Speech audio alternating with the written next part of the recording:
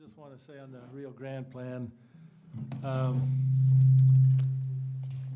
this is kind of a proposal that we've heard from, for a little while from different groups, and we wanted to give them just a few minutes to kind of explain what the plan is and what the proposal is, and whether or not, you know, what can be done to make this happen, or what are the limitations that prevent it from happening. So go ahead and introduce yourselves, and we'll turn the time over to you. Just want to make sure. Want to make sure this is on. Just pull it up close to you. Okay. I mean, I can also raise my voice a little bit. There you go. Mr. Chair, members of the committee, my name is Frederick Jenny. I am a resident of Salt Lake City, and sitting next to me is Christian Lenhart. He is one of the original co-authors of the Rio Grande Plan. We are simply citizens who have come up with and are now advocating for this plan. So we believe that this is Utah's next big move, as you can see on the slide, which I assume you guys can see it. Yes, okay. So I want to talk about central stations around the United States. Many cities in the United States have large, old train stations that they've reinvested money into. This one is in Philadelphia. We also see it in New York City, DC, Denver, Chicago, and Cincinnati. And when you get out at these stations, you expect to be welcomed right into the center of downtown. You expect to see this. But in Salt Lake City, you see this. And that's because our train station sits at the edge of downtown, right next to rail yards, cut off from our core. This is Salt Lake Central. I'm sure you're all very familiar with it. It was built in 1999. It currently has a triple-wide trailer for a station only for Amtrak passengers. It is also used by UTA for front-runner commuter service and bus service. These are some additional pictures showing the triple-wide trailer, but also the exposure that this concrete plane has to the elements. I'm sure you're also aware that UTA does have a vision for revitalization and their new headquarters. But what this doesn't do is it doesn't address the fact that the station is still a quarter mile from downtown. That's important to have a station in the center of downtown, and this current configuration is very difficult for people to go to. There's a reason why North Temple Station has double the ridership that Central Station does. So I'm sure you're all familiar that Salt Lake City has two depots. One is the Union Pacific Depot, and that one sits at the Gateway and is currently being converted into a hotel. The other is the Rio Grande Depot, which was built after and is actually larger than the Union Pacific Depot. This one sits at the head of 300 South. It is currently owned by the state and receiving a massive $50 million upgrade because it was damaged during the earthquake. It currently sits abandoned because it is being renovated, and there's no future use determined for it because the Historical Society and the archives are going to be moving to the building that's being built here at the Capitol. So what is the Rio Grande Plan? As you see here, this is downtown Salt Lake City. In pink, you can see the current rail alignment. You can also see the future power district as well as the sports and entertainment district for Smith Entertainment. The historic corridor is in black. That is currently 500 West. Right now, there are about 4 viaducts, 2 of which are freeway exit ramps at 500 and 600 South. There is one at 400 South and then one at North Temple. There are also 8 at-grade railroad crossings in the project area, 2 out to the west and many along the north-south. So our proposal is to take the railroad tracks, move them under 500 West in a cut and cover tunnel. That will open up to 75 acres of rail yards and tracks to be redeveloped. It will allow us to cut back those large freeway bridges, remove the viaducts, and get rid of up to 8 railroad crossings that have been deadly in the past. And this is what the vision would look like. Again, what we like to say is this is just a vision. It is a goal, and that 76 acres actually is owned a fair amount by the state because UTA has some, the Union Pacific has some, there's many other vendors within that, and the state owns the main asset, the Rio Grande Depot. In the lower corner, you can actually see an uncovered train box. That is in Reno, Nevada. They did that in 2005. This is kind of a cut of that section where the station is, integrating both the mayor's green loop on 500 West, as she wants to do, and the tech link. This is showing the tech link on Rio Grande Street rather than alternative 3, which they're talking about on 400 West. So this is kind of a grand look of what it would look like. This is an artist rendering, so please don't, critique it too much. It is just a theory. And then this is what it would look like from inside the station, where trains can arrive underground and people can walk up and be right in the center of downtown. So why am I coming to the state and talking about this? Because it's not just a city issue. Yes, it is in Salt Lake City, but we've committed as a state to revitalizing downtown. We've committed to have an Olympics in Salt Lake City and in Utah. We need to bring everything together. And to bring everything together, there is an asset that the state owns sitting at the center of it, the Rio Grande Depot. If you look, this is truly the center of the city. And as WFRC said, talking about station area plans with hubs and everything else, we're talking about a true hub in the capital city that people can arrive in and be welcomed. You know, we want to welcome the country, the world, even our citizens. We always want to invite our citizens. You know, people come here to work. People take the Front Runner. We're talking about expanding Front Runner down to Payson. We're talking about expanding it possibly even to Nephi and then up to Brigham City. So if we're going to truly unite ourselves, and honestly, on the schedule next to us is state passenger rail, there needs to be a place for people to arrive in. And right now, Central Station is not that. Additionally, this will help with better throughput for freight trains, because this is not just for passenger trains. This is also for Union Pacific trains. With the expansion of the inland port and more long freight trains moving through downtown, we are going to have more cutoffs, essentially, where those trains sit in front of the crossings. We need to make sure we future-proof our city. And again, UTA and UDOT want to grade separate Front Runner, so let's do it the right way. The Olympic opportunity. You know, we proposed the Olympics in our bid, saying that it's going to be a transit-based Olympics. And the Front Runner is the backbone of that transit-based Olympics between Provo and Ogden. So we need to have a proper welcome to the city. International events will have international expectations. You don't see when Paris ran their Olympics, they don't have a Salt Lake Central, they have a grand train station, and we can have that opportunity. Not to mention, there are significant federal funds available. So station optimization, that's what everybody's always curious about, especially regarding walkability and active transportation and connections to other modes of transportation. So by going to the Rio Grande Depot, we moved the station a quarter mile closer. A quarter mile is usually about the average walking distance for people, but people like Christian and I usually can go up to a mile because we're going to do that. So essentially, the circle you see is a 5-minute walk, okay? At a 10-minute walk, you're already at the sports and entertainment district. You wouldn't be able to get to that from the current Central Station. And then at 15 minutes, you're at downtown, you're in the granary, and you're at the temple.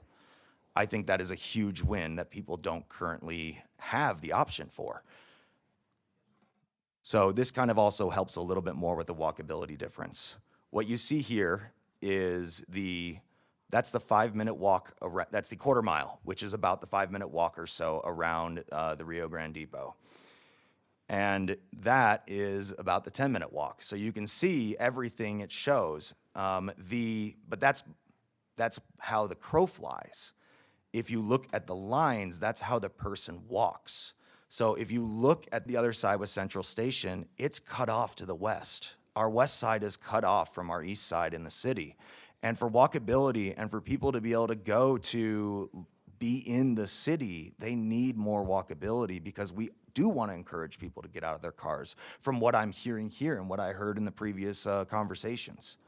So that kind of gives you that. So supporters of the plan. The Rio Grande Plan recently, last month, received a preliminary letter of support from the Salt Lake County Council, where you can read the chairwoman's comment on from this release. And I do have copies of all of our letters of support in this binder, and I'm happy to give this to you, Mr. Chair. Salt Lake City has committed to a reconnecting community study. They just announced last night that it's going to take 24 months. And to me, I personally think, and that's just me personally, I think that might take too long if we want to have this for the Olympics. We also have been going to community councils, specifically on the west side of Salt Lake City. And we have 2 right now, with another one voting tomorrow possibly to support it, and possibly a vote from the West Side Coalition to support this plan. They want to bury the rails. And our full list of those who are supporting us is on our website. So in summary, this is a citizen solution. This comes from the grassroots. I mean, Christian was a train host for UTA when Frontrunner first started down to Provo. This is citizen-produced idea to revitalize downtown. There are viable funding vehicles right now with over $2 trillion in federal money allocated to infrastructure. The time is now. We are investing in downtown. We are investing in NHL. We are investing in MLB.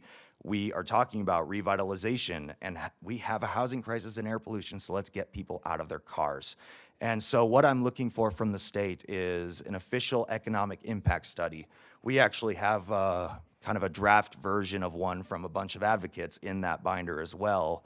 And we're looking for funding priority and kind of pushing the Reconnecting Communities grant. What we truly need is the state, because this is a state issue. If people want to move in through Salt Lake City and around Salt Lake City and move goods with Union Pacific, there's a choke point in Salt Lake, and we have to solve that. So with that, I'll take any questions. Okay, we do. Thank you for the presentation, and we'll go to Representative Perucci. Thank you, Mr. Chair. I appreciate it, and thanks for sitting through our full committee with us today. So I have a lot of concerns about this, but I do have a question because you talked about Rio Grande being owned by the state, right, and the investment going into it. But the city and state doesn't own the rail yards, nor do we own the company serviced by the rail providers. So how will they then need to transport those goods if we're cutting off their access? The idea is not to cut off access to any customers or any railroads. The idea is to build a new right-of-way through downtown that would allow trains to interact or to not interact with the public on the surface streets. Obviously, we want to keep the customers happy, and there's other engineering solutions possible to do that. But the idea is to create a through route that is more reliable for those railroads rather than what the current situation is with blocked crossings. So the state would be the one who's paying for relocating those lines as opposed, or are you asking those companies to pay for it? We don't have a, there are multiple ways to approach the funding issue.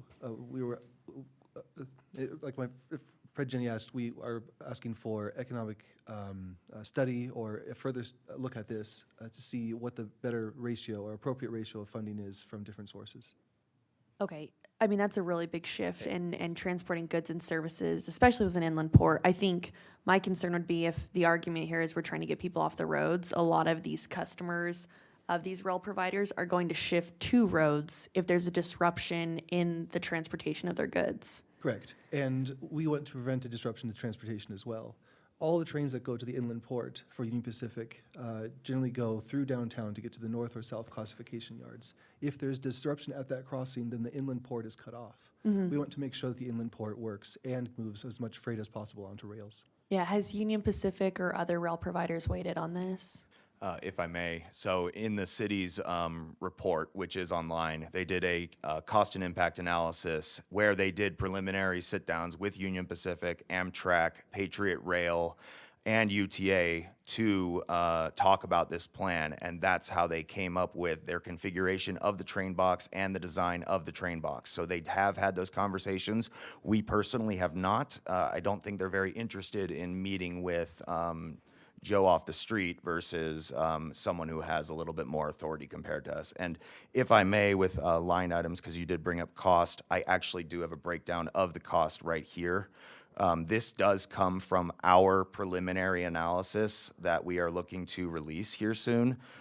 There is a physical copy of it in that binder, Mr. Chairman, that I mentioned earlier. This shows kind of a breakdown of many different federal grants and other ways that we can look into funding this massive project. Okay, and on the costs, I appreciate you going here because that was where my next question was. 8 billion is a lot of money, and we have a lot of needs across the state. And to your point, we have focused a lot on Salt Lake City area, right?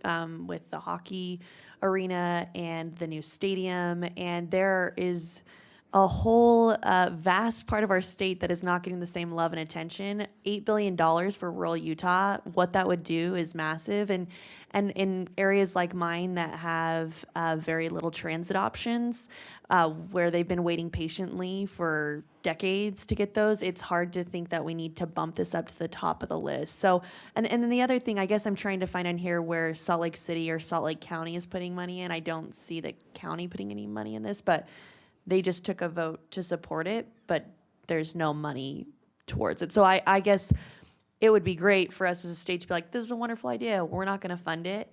And I feel like we are, as taxpayers across the state, paying for a lot of expenses out of the Salt Lake area. Agreed with you. And just to clarify, it's max from what the study said. It's 3 to 5 billion, with 5 billion being the upper end. 8 billion is not. I don't think that's mentioned in the study at all that we've seen. Okay, so a lot of the reports are saying it's more likely to be 8 billion. And in moving the rail lines, like we talked about at the beginning, is that included in the 5 billion? Yes. Okay. So it's essentially moving the entire thing into the train boxes, the design, the build, the reallocation of the station, and essentially, to answer your question about rural Utah, I think that the expansion of Amtrak being moved around and possibly the expansion of Amtrak through the state, from what I saw in the next presentation, does allow rural Utah to have access to this asset that will be in Salt Lake. Okay, thanks for answering my questions. I appreciate it. Of course, thank you for them. Thank you. You don't have a question? Do you have a question? I can or cannot. You want to move on? Go ahead, Representative Karen Peterson. Okay, thank you for being here. All these plans are always really exciting and they're really fun to look at, and they're crazy expensive. And so I guess, I had a couple of thoughts, and Representative Pucci kind of touched on some of them, which is, the state, would obviously have some, I don't know, I don't want to say obligation because that's not maybe the right word, but like, we would probably end up funding some of this. That's probably if we did this. But I guess what I want to understand is, why do we have to do the whole kit and caboodle? Like, there's a lot of moving parts and pieces and things going on here, and some of them might have higher value or return than other things. I get at what you're trying to solve the whole problem, but frankly, $5 billion is a lot of money, and there are a lot of needs across the state, and my residents would really like just transit to be an option for them. The whole west side of my district doesn't have any transit at all, so a station downtown doesn't really help them because they still can't even get there, right? And so when we start prioritizing across the state and we think about where we want UTA to go next, and it feels like a lot in one place that doesn't benefit the whole system. So anyways, those are some of my initial thoughts about I appreciate what you're trying to accomplish. And I do think that, a lot of us have been to those train stations that you mentioned and showed, and we've been there. They're great places. I take the North Temple station when I come here too. It's a better station. But you see what I'm saying? But this is a lot, and most of my residents can't even access transit to start with, let alone access it to even utilize the station, so. So one of the barriers to taking transit on the west side is where the bus routes go. And one of the things that UTA has done is to optimize the routing of the buses so as not to go across at-grade crossings with freight trains. Those very popular bus lines and frequent routes on 9th South and 2nd South, those go into railroad crossings, so the buses never continue on to the west side. If you were to solve a fundamental problem with the layout of Salt Lake City, which is the railroad tracks near downtown, you could have those bus routes go out to the west side and have better transit service. It just requires everything to be put in its proper place. And if I may add to that, yes, this is, the whole kit and caboodle. As we like to say, this is the Ferrari version. The original citizen proposal only talked about doing a north-south one that went from 900 South to 100 South and reconnected at North Temple Station. The idea behind that was to essentially, keep the footprint small, keep the trains moving forward, and not have to worry about disconnecting, but also disconnecting the rails, but also getting the advantages that we have to moving things underground, as you mentioned. That one was not studied by the state. The city. The city took it, added their own criteria to it, and expanded it, making it go from 13 south to 600 north and out to 1,000 west. So there is the possibility for this to be phased. The reason why we're coming to you with that large one is we want to say Salt Lake City did put forth effort. They did pay for a study to do it, and we want to talk about that study because that's the greatest engineering version that we have. We do still have that citizen proposal sitting out there. If the state is looking to do something like this, that's how you can start. Yeah, thanks. Okay, Representative Garner. Thank you, Mr. Chair. I feel like we've missed some opportunities in the past to advance rail in our downtown core. The Gateway has not turned out the way that I think a lot of people wanted it to in that 20 years ago. We've seen a lot of difficult situations in that area. And when we talk about building a downtown that works for the whole of the state, we need to think in a big way and not just thinking of specific small projects in specific areas. I think that my constituents want to see a transit solution that takes advantage of existing resources, learns from what has worked in other cities, and brings something forward. I would really hope that we do take advantage of an opportunity to study this further, to find what the exact costs are to get Union Pacific on board. They truly need to be on board this proposal for it to go forward. Not every project like this works. No one wants to see a big dig. We want to see something more like has happened in Denver, that they've seen a broader vitalization of their area around their depot. And I hope that we continue to study this and do what we can to move forward. Otherwise, we're going to continue to see.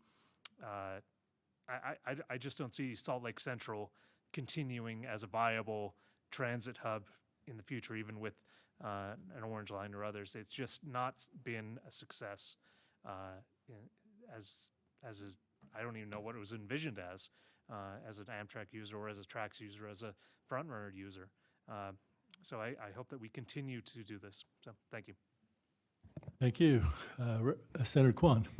Thank you, Mr. Chair. I'm going to agree with my colleague here that I'd like to continue to talk about this, continue to study this.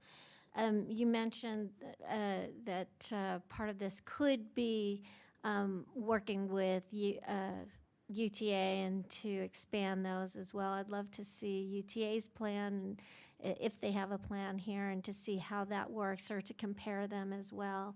I do think this is, it's a very pretty plan, and I like it coming out to the west side. I think that's really important, and I appreciate that you're looking at that. Thank you. Thanks, Senator. Don't see any more lights from the committee, but appreciate the presentation. I know it's a huge project, and it's a lot of moving parts to deal with. I think everyone would like to see it happen if it was maybe 500 million instead of 5 billion.